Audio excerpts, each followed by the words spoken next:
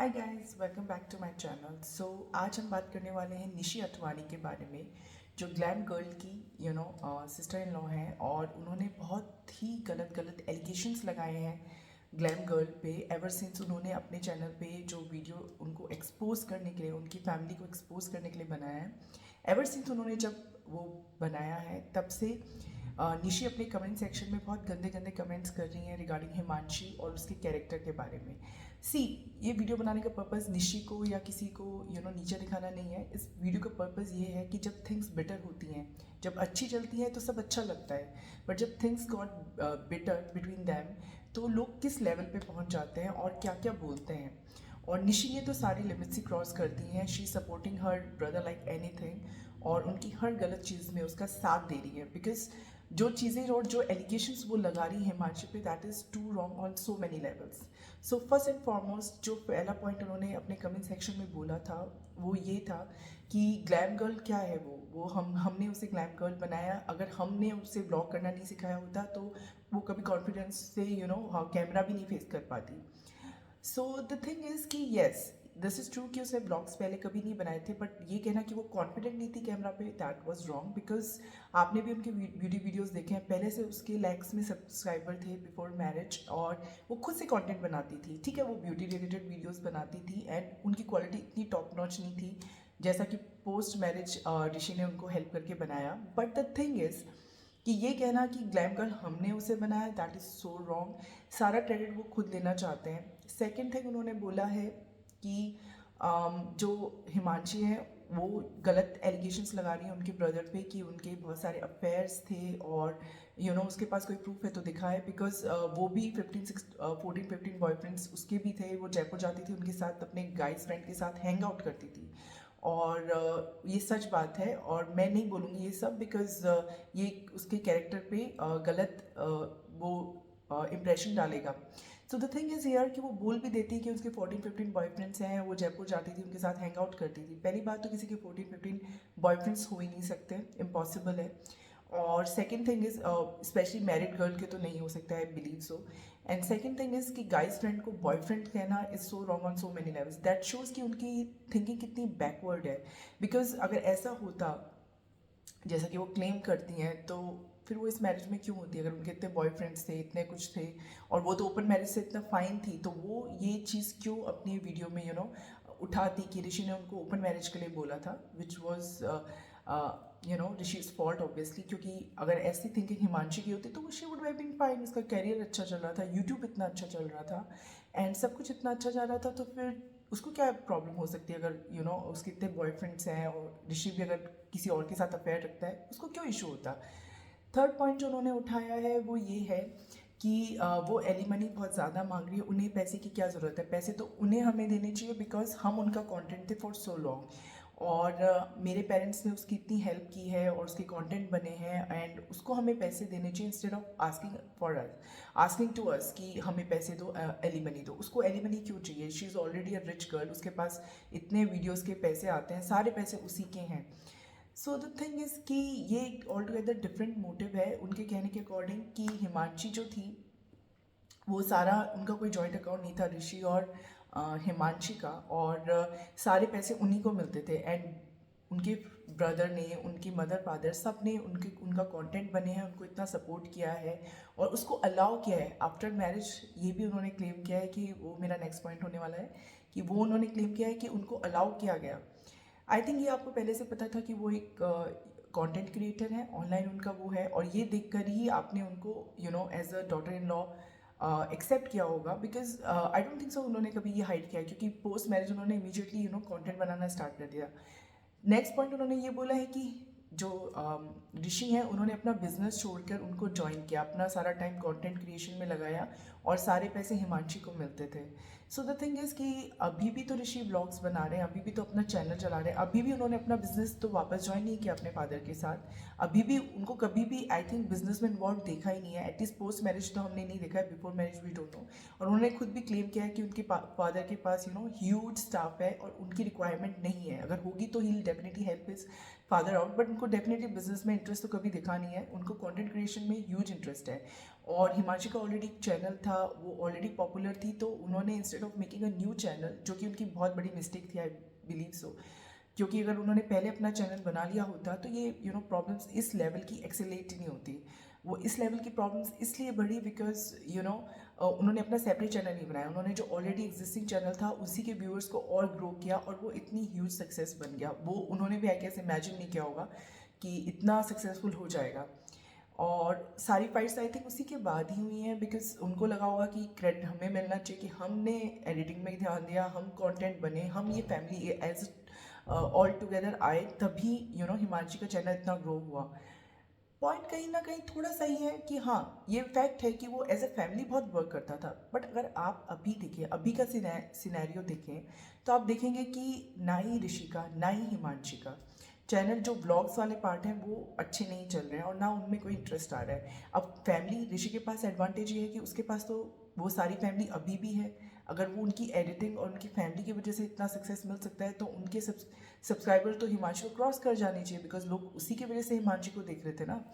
तो I think वो as a package बहुत अच्छी डील थी। वो हिमांशी थी और वो उनकी आपस में जो बॉन्डिंग थी, लोगों ने उससे बहुत रिलेट किया। लोगों को ये कॉन्सेप्ट बहुत अच्छा लगा कि कोई इन लॉज इतने भी सपोर्टिव हो सकते हैं अपने डॉटर इन लॉ के करियर के टुवर्ड्स, और उसकी पर्सनल लाइफ में इतनी हेल्प कर सकते हैं, प्रोफेशनल लाइफ में इतनी हेल्प कर सकते हैं कि ये चीज़ें वर्कआउट करती हैं। और अच्छा लगता था लोगों को, लोग use to feel jealous also कि हमें तो ऐसे सपोर्टिव इन लॉज नहीं मिले, आप इतनी लकी हैं कि आपको ऐसे सपोर्टिव इन लॉज मिले, they are so cute, they adore you and they support you. तो वो सब चीज़ें जो थी वो एक पैकेज के थ्रू थी, और यही चीज़ ऑडियंस को अच्छी लगती थी। सो इसलिए सब उन्हें बहुत सपोर्ट करते थे तो इसी वजह से वो चैनल इतना ग्रो किया। बट अभी आप देखेंगे तो हिमांशी भी ऐसा नहीं है, ये तो मैं एलिगेशन गलत मानूंगी, उनको ब्लॉग बनाने के लिए फोर्स किया जाता था, क्योंकि इनिशियली हिमांशी को इससे प्रॉब्लम नहीं थी, बट जब वो सैड थी, वो ब्यूटी कंटेंट पे उनकी मैरिज में प्रॉब्लम आने लगी, तो maybe she didn't want to make videos with them, but उनको बोला जाता होगा कि नहीं आप वीडियोस बनाएं, बिकॉज ये वीडियोस नहीं रुकने चाहिए, बिकॉज एक्चुअली लोग कितना ब्यूटी कंटेंट देखेंगे, वो जितने टिप्स दे चुके हैं ऑलरेडी, आई डोंट थिंक सो कि उससे ज़्यादा टिप्स देना पॉसिबल भी है किसी के लिए। तो एज ए ब्यूटी ब्लॉगर वो थोड़ा बहुत साइड बाय साइड कर सकती हैं, बट डेली बेसिस पे आप कितना ब्यूटी कंटेंट बनाएंगे आफ्टर ए पॉइंट, तो लोग क्या ही देखेंगे उसमें, क्या ही नया आप ला सकते हो। तो blogging is a good idea, जब आप पॉपुलर हो जाते हो तो blogging is a good idea. और उनकी फैमिली पॉपुलर थी, बट सिंस उनकी लाइफ में, मैरिड लाइफ में इतनी प्रॉब्लम्स चल रही थी, तो हो सकता है कि कहीं ना कहीं वो ही चीज़ आगे जाके उनके लिए प्रॉब्लमेटिक बनी, क्योंकि वो ब्लॉग्स में उतनी खुश नज़र नहीं आती थी। पर इनिशियली आई थिंक हिमांशी का डेफिनेटली उसमें एग्रीमेंट था, तभी वो एग्री थी, तभी वो चैनल पे बनता था ब्लॉग्स, और वो दिखता भी था उनकी बॉन्डिंग, क्यूट बॉन्डिंग, जो भी था सब कुछ इतना लवी डवी, सब कुछ बहुत अच्छा लगता था। और प्रिटेंस तो डेफिनेटली था, बहुत हद तक था, बिकॉज ये तो बहुत ज़्यादा क्लियर हो गया कि प्रिटेंस तो उन्होंने किया, एक्टिंग तो करनी पड़ती है आपको। जब कैमरा ऑन होता है तो आप खुश भी होते हैं और अपना बेस्ट साइड ही दिखाते हैं, कोई अपना वर्स्ट साइड तो कैमरा पे आई डोंट थिंक तो कोई भी दिखाता होगा।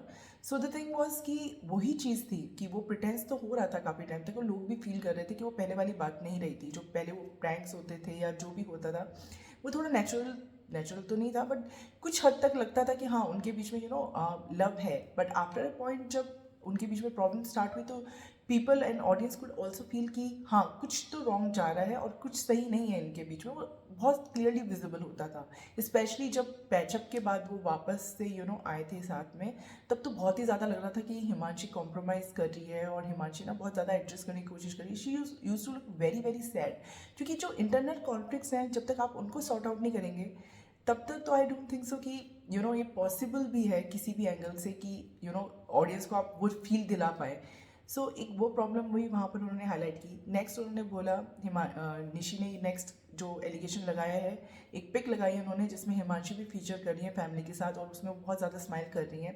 तो शी सेइंग कि आप ये डिप्रेशन होता है जब ये फॉरेन ट्रिप्स पे जाती थी, इनको इतनी ज्वेलरी देती थे, इनको इतना पैम्पर किया जाता, तभी कभी उन्होंने डिप्रेशन की बात नहीं की। She is smiling wide in this pic and in many more pics. तो क्या ये डिप्रेशन का साइन है? तो आप अगर डिप्रेशन के बारे में जानना चाहते हो तो अपने मेट से पूछिए। मतलब आप क्या बोलना चाह रहे हैं? कोई भी, आप भी तो, आपके ब्रदर ने भी तो हमेशा स्माइलिंग पिक्स लगाई है, उनके अकॉर्डिंग तो हिमांशी ने भी उनको, उनके पेरेंट्स को बहुत टॉर्चर किया है, उन्हें बहुत टॉर्चर किया है, और she was very unfair towards them. तो वो भी तो हमेशा हंसकर ही सामने आते थे, उन्होंने तो इतने प्रैंक वीडियोस बनाए हैं जब हिमांशी का मूड भी नहीं होता था। लाइक एक तो मुझे याद है कि बहुत ही वियर्ड, एक दो तो बहुत ही वियर्ड प्रैंक्स थे। एक तो प्रेगनेंसी का प्रैंक बहुत गंदा था। एक था कि checking out other girls in front of your wife, जो कि बहुत ही वियर्ड था। उसमें Himanshi was totally pissed off, क्योंकि बैक बिहाइंड द सीन्स भी तो वही सीन चल रहा था। So maybe she was not comfortable, जो कि उन्होंने अभी रिसेंट एलिगेशन लगाए हैं उसके अकॉर्डिंग। तो वो कंफर्टेबल नहीं थी, बट वो कैमरा पे बार बार उसी चीज़ का प्रैंक कर रहे थे, तो वो बहुत ज़्यादा इनसिक्योर नज़र आ रही थी, बहुत ज़्यादा अपसेट नज़र आ रही थी। बट स्टिल ऋषि ने ना ओनली उसको रिकॉर्ड किया, हिमांशी के मना करने के बावजूद उसको अपलोड भी किया।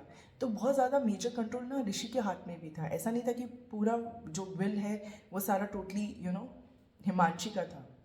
उसमें ऋषि का भी बहुत ज़्यादा वो था। बट फाइनली आई थिंक जो प्रॉब्लम स्टार्ट हुई वो यही था कि निशी ने नेक्स्ट एलिगेशन ये भी लगाया है कि पैसे तो उसे हमें देने चाहिए, और उनका कोई जॉइंट अकाउंट भी नहीं था, सारा पैसा उसी के पास है। वो हमारे जो जो उसको ज्वेलरी और वगैरह दी गई थी मैरिज के टाइम पे, वो भी वो वापस अपने मायके ले गई है। वो वापस इसलिए आई थी बिकॉज उसको अपना हाउस सेल करना था, जो उन्होंने खुद से अपने पैसों से खरीदा। ऑब्वियसली उसको हाउस सेल करना था, बट वो उसके लिए तो नहीं आई थी। पैचअप करके वो इतनी चालाकी से सिर्फ इसलिए आई होगी कि वो अपने ज्वेलरी ले जा सके, अपना हाउस बेच कर आ सके। तो कहीं ना कहीं चीज़ें ठीक नहीं थी। उसने भी एक ट्राई किया, उसको लगा कि अगर नहीं होगा तो at least I will sell my house. उसने इतना इन्वेस्ट किया था, मेजर पोर्शन अपनी यूट्यूब इनकम का उसने जो जितना भी कमाया वो सब उस हाउस में लगा दिया था। That was a very big luxurious house, और वो सिर्फ उसने खुद के लिए नहीं खरीदा था। उसमें वो ऋषि और हिमांशी दोनों एज अ कपल वर्क करने वाले थे, दोनों के लिए खरीदा था, और अपनी यूट्यूब इनकम से खरीदा था। तो कहीं ना कहीं जस्टिफाइड होता था कि जो वो कमा रही थी वो आप पे भी स्पेंड कर रही थी, सिर्फ अपने ऊपर नहीं खर्च कर रही थी। तो वो सब फैमिली मेम्बर्स पे खर्च कर रही थी। उसने भी बोला अपने वीडियो में कि उसने लाखों के ट्रांजेक्शन्स किए हैं फॉर द फैमिली, और बहुत सारी चीज़ें हैं। और मेरे को याद है एक ब्लॉग में तो उसके पेरेंट्स ने भी कुछ ज्वेलरी वगैरह गिफ्ट किए थी उनको, ऋषि एंड फैमिली को। तो क्या वो हिमांशी ने क्या वो ज्वेलरी लेकर गई है? वो ज्वेलरी आपके पास ही छोड़ कर गई ना। उन्होंने भी आपको बहुत सारे गिफ्ट्स दिए हैं। अगर आपने शादी में किसी को ज्वेलरी गिफ्ट की है तो as a daughter in law दी है ना, तो वो उसका हक है अगर वो लेकर गई है। अभी उसके सारे जो वीडियोस हैं जिसपे इतने व्यूज़ आते थे, सब उसने ऑफ कर रखे हैं, बंद कर रखे हैं। तो वो इनकम तो उसकी रुक गई। अब फ्यूचर में क्या है? ठीक है, पास में उसने जो कमाना था, जो अर्न करना था, वो उसने अर्न किया, वो आप पे भी स्पेंड किया, अपने ऊपर भी स्पेंड किया, एक सेविंग भी की होगी आई एम श्योर। बट अब जो फ्यूचर है उसमें उसमें तो उसको एक सोर्स ऑफ इनकम चाहिए ना। उसने अपने 4 या 5 ईयर्स लगाए हैं, अभी उसको केस में भी पैसे देने पड़ेंगे, उसका भी तो चल रहा है ना कि सिर्फ आपके पैसे थोड़ा ना खर्च हो रहे हैं, उसको भी उसने भी लॉयर्स हायर किए हैं, उसको भी तो उनको पेमेंट करना होगा। तो वो फ्यूचर लाइफ के लिए अगर एक एलिमनी मांग रही है तो डेफिनेटली उसका राइट है कहीं ना कहीं, बिकॉज ठीक है वो बहुत अच्छा अर्न कर रही है, उसको बहुत ज़्यादा डिमांड शायद नहीं करनी चाहिए। वी डोंट नो दैट कितना डिमांड किया है, क्या डिमांड किया है, बिकॉज निशी तो ये क्लेम कर रही है कि वो बहुत हाई अमाउंट में डिमांड्स कर रही है, और जो कि बिल्कुल भी अनफेयर है। हमारे पास तो कुछ नहीं बचा है, जो भी इनकम थी यूट्यूब से वो सब वो ले गई है, उसके अलावा हमारे पास तो पैसे ही नहीं है उसको देने के लिए। और हमने तो फॉरेन टिप्स भी करवाई है, ज्वेलरी भी दी है, everything we have given to her. और लव और सपोर्ट का तो कोई कंडीशन नहीं था। और निशी ने तो बहुत डेरिवेटरी टर्म्स यूज़ किए हैं। उसने तो कहा अगर इतना सपोर्ट उसको नहीं करते तो वो सर पे नहीं चढ़ती। नेक्स्ट जो पॉइंट है वो यही है कि उसने बोला इतनी फाइट्स होती थी आफ्टर 2 ईयर्स भाई और भाभी में, तो हमने हमेशा भाभी को सपोर्ट किया, वो हिमांशी भी जानती है, और भाई का नहीं दिया। और अब बोल रही है कि काश काश हमने भाई का ही साथ दिया होता स्टार्टिंग से, तो वो इतना सर पे नहीं चढ़ती।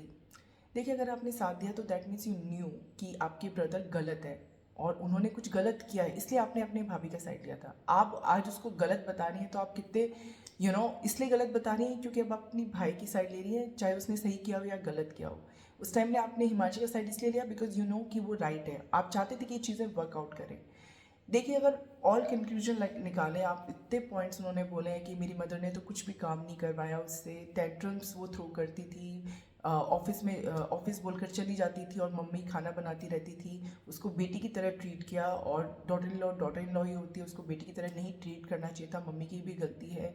हमने उसके बहुत टेंट्रम्स झेले हैं, और सुंदर लड़की अगर रोती है तो सब उसके साइड हो जाते हैं। मैं भी रोकर कुछ बोलूँगी तो लोग मेरे साइड भी हो जाएंगे। आई डोंट नो क्या क्या नहीं उसने बोला है। फिर उसने लेटेस्ट वीडियो में ये भी बोला है कि मैं तो नेगेटिविटी में पढ़ना ही नहीं चाहती, ये मेरे ब्रदर और भाभी का मामला है, मैं खुद को नहीं इन्वॉल्व करूँगी। इतना कुछ बोलकर उन्होंने लास्ट में उसको अपने आप को कि हाँ चांस मुझे उनकी वजह से मिला है, उन्होंने ये भी बोला था कि यूट्यूब पे मैं इसलिए आई बिकॉज ये हिमांशी की वजह से हुआ, बिकॉज जो भी हमारे चैलेंज वीडियोस होते थे, कुकिंग वीडियोस हो गए, सारी चैलेंज हो गया जिसमें लोग मेरे टूवर्ड्स पॉजिटिव कमेंट्स करते थे, तो हिमांशी उसको ऑफ कर देती थी, उनको हाइड कर देती कमेंट्स को। तो क्या आप लोगों की प्रेज़ के लिए एक यूट्यूब वीडियो चैनल खोल लेंगे जस्ट बिकॉज कोई आपके टूवर्ड्स जो कमेंट्स हैं उनको हाइड कर रहे हैं? This is so funny because I remember मैंने भी उनका चैनल सब्सक्राइब किया था बिकॉज ऑफ हिमांशी, क्योंकि मुझे क्यूट लगी थी उनके वीडियोस में। और खुद हिमांशी और ऋषि बहुत ज़्यादा प्रमोट करते थे उनका चैनल कि आप निशी ने भी न्यू चैनल बनाया है, आप उसको लव दीजिए, उसको सपोर्ट दीजिए, उसको सब्सक्राइब कीजिए। सो उसको सारी फेम उनकी वजह से ही मिली है, वो एडमिट करे ना करे और माने या नहीं माने उनका क्रेडिट, बट डेफिनेटली हिमांशी का बहुत ज़्यादा रोल है। अब see the point is here कि अगर हिमांशी को, अगर उसको ये सब चीज़ों से वो उसको कोई प्रॉब्लम नहीं होती, सपोज उसको इन चीज़ों से प्रॉब्लम नहीं होती, ओपन मैरिज से, मल्टीपल अफेयर से, तो वो अलग ही नहीं होती। उनका यूट्यूब कैरियर बहुत अच्छा चल रहा था। आई थिंक वो इतने लॉन्ग टर्म तक वहाँ पर इसलिए रुकी बिकॉज उसके इन लॉज उसको ओवर कंपनसेट करते थे। जो भी ऋषि अडल्ट्री कर रहा है, जो भी गलत काम कर रहा है, वो उसको उसके टुवर्ड्स स्वीट होकर उसको सपोर्ट करके उसको ओवर कंपनसेट करते थे। बिकॉज आपने बहुत Q&A वीडियोस में देखा होगा कि उनकी मदर की जो सोच भी है ना, वो भी थोड़ी रिग्रेसिव है। वो समझ में भी आता है बिकॉज वो ओल्ड एज से हैं, तो चलो ठीक है, समझ में आता है। पहले लोगों की ऐसी थिंकिंग नहीं होती थी, ओपन थिंकिंग नहीं होती थी, तो वो ये चीज़ें बोलती है कि अगर हस्बैंड के जो मल्टीपल अफेयर्स होते हैं आजकल, जो कि निशी ने बोला कि बहुत कॉमन होते हैं, तो कहीं ना कहीं वो उसको, तो आंटी आई थी, आंटी अंकल बहुत स्वीट है, बट उनकी थिंकिंग बहुत Q&A वीडियो में आपको दिखेगी जहाँ पर वो ये बोल रहे हैं कि अगर हस्बैंड के मल्टीपल अफेयर्स होते हैं तो वाइफ को ही अपनी फॉल्ट ढूंढनी चाहिए, वाइफ को ही देखना चाहिए वो अपने आप को कहाँ करेक्ट कर सकती है, सो दैट उनकी मैरिज की प्रॉब्लम सॉल्व हो जाए। और वो तो ये भी क्लेम करती हैं कि अगर उनके साथ ऐसा होता तो वो उस गर्ल से जाके भी पूछती कि मुझ में ऐसी क्या कमी है कि मेरा हस्बैंड एक्स्ट्रा मैरिटल अफेयर कर रहा है, which was so weird on so many levels. ये तो बहुत ही वियर्ड बात है। एंड निशी भी ये बोलती है कि अगर किसी के अफेयर्स होते हैं तो आपको बहुत बातें छुपानी चाहिए, छोड़ देनी चाहिए। उसने भी Q&A वीडियो में बोला था, अगर मेरे हस्बैंड ऐसा करता है, कहीं वो भी बहुत चीज़ें करता है और मेरे घर में भी बहुत इश्यूज होते हैं, लेकिन हम उस पर पर्दा डाल देते हैं ताकि चीज़ें ठीक रहे, ताकि चीज़ें बढ़े नहीं। तो ये तो सब मैरिज में करना पड़ता है। Just because you are fine with cheating and all doesn't mean कि आपकी भाभी भी या हिमांशी भी इससे फाइन होंगी। वो फाइन नहीं थी, तभी उन्होंने इस मैरिज को एक चांस देने के बाद दोबारा चांस नहीं दिया। क्योंकि अगर आप उनकी इंटेंशन देखें तो आई थिंक ऋषि और निशी तो अभी भी यही चाहते हैं कि, और इनफैक्ट उनकी मदर इन लॉ भी यही चाहती है कि हिमांशी वापस आ जाए।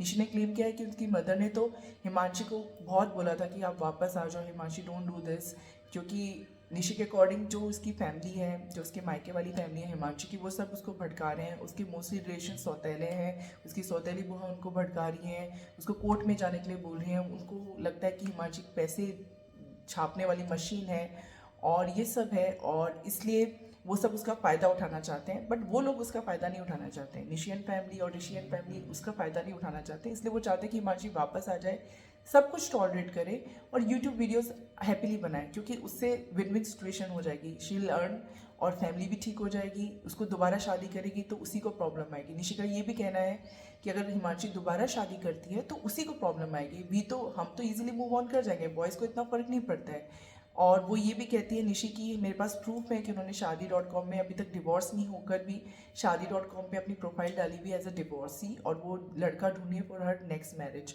She is so desperate.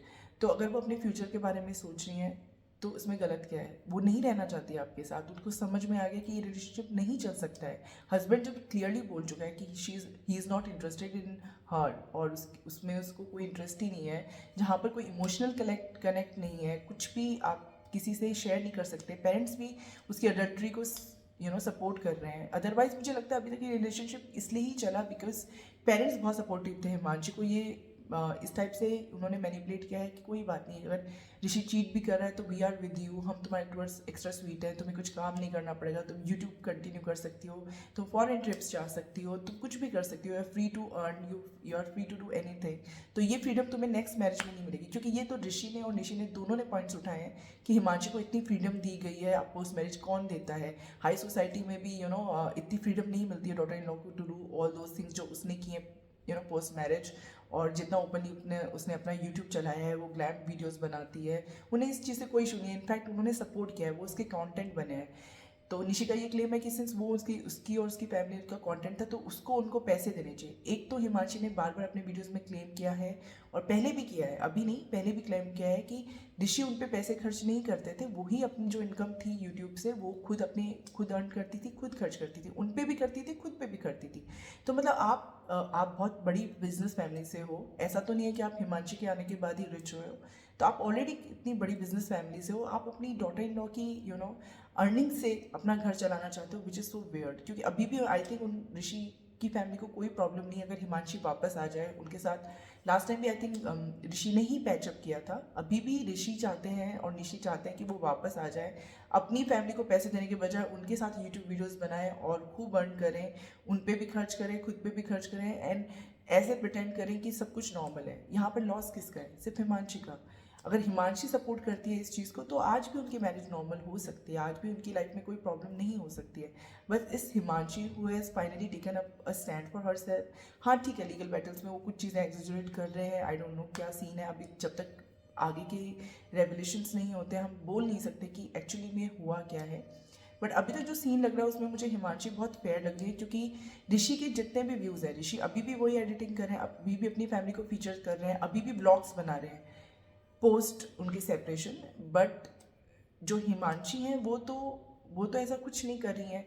तो अगर हिमांशी की उनकी फैमिली की वजह से व्यूज़ आते थे, तो अब तो ऋषि का चैनल बहुत आगे चले जाना चाहिए था ना हिमांशी के चैनल से। बट वो तो कहीं पे हो नहीं रहा है, वो तो कहीं पे हो नहीं रहा है। तो ऐसा क्यों हो रहा है? बिकॉज वो एक पैकेज था, वो हिमांशी के साथ ही क्यूट लगते थे, वो सब कुछ। हिमांशी भी उन्हीं के साथ अच्छी लगती थी। उसके ब्लॉग्स भी, I will be very fair, उसके ब्लॉग्स भी बिल्कुल इंटरेस्टिंग नहीं है। जो अपनी फैमिली को फीचर करती है बिल्कुल भी इंटरेस्टिंग नहीं है। पहले से आप कंपेयर करें तो वीडियो क्वालिटी और वो सब भी अच्छी नहीं है। वो वीडियो एडिटर हायर कर सकती है 10-20,000 में, अगर वो सोचे तो, that's up to her. But अभी वीडियो क्वालिटी उस लेवल की नहीं आएगी। बट सिर्फ वीडियो क्वालिटी से कुछ नहीं होता है। वो तो ऋषि के चैनल पे खूब अच्छी वीडियो क्वालिटी है, उसके पेरेंट्स भी फीचर कर रहे हैं, उसकी सिस्टर भी फीचर कर रही है, they are showing a happy family. But only Himanshi is missing. तो फिर उसके व्यूज़ उतने नंबर में क्यों नहीं आ रहे हैं? उसके व्यूज़ सिर्फ तब आते हैं जब वो हिमांशी के अगेंस्ट उल्टी सीधी बातें करता है, इनडायरेक्टली उसको एड्रेस करता है, इनडायरेक्टली उसकी बुराई करता है, बिकॉज उसको पता है लोगों का इंटरेस्ट सिर्फ हिमांशी और उसके बारे में जानने में है, एज ए कपल, चाहे वो सेपरेट हो गए हों।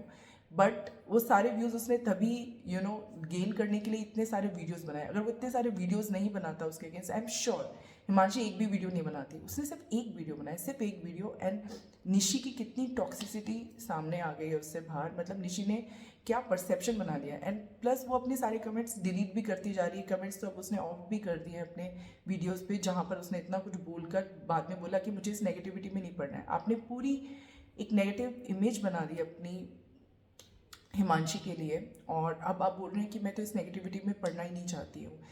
सो आई थिंक ये सब चीज़ें ही हैं जो एड्रेस करना ज़रूरी था। बिकॉज निशी जो कर रही है वो बहुत बहुत सिस्टर इन लॉ करती हैं, वो चाहे ऐश्वर्या राय का केस हो या किसी भी बहुत सारे रेगुलर केसेस में भी आपको देखने को मिलेंगे। सिंस वो कैमरा पे नहीं है तो बोला नहीं जा सकता, बट बहुत लोग हैं जो अपने डॉटर इन लॉ को इस तरह से ट्रीट करते हैं कि वो ही अर्न करे, उसकी अर्निंग भी लेना चाहते हैं। देन दे वांट कि आज की गर्ल हो के वो घर के सारे काम भी करे, प्रोफेशनल लाइफ भी हैंडल करे।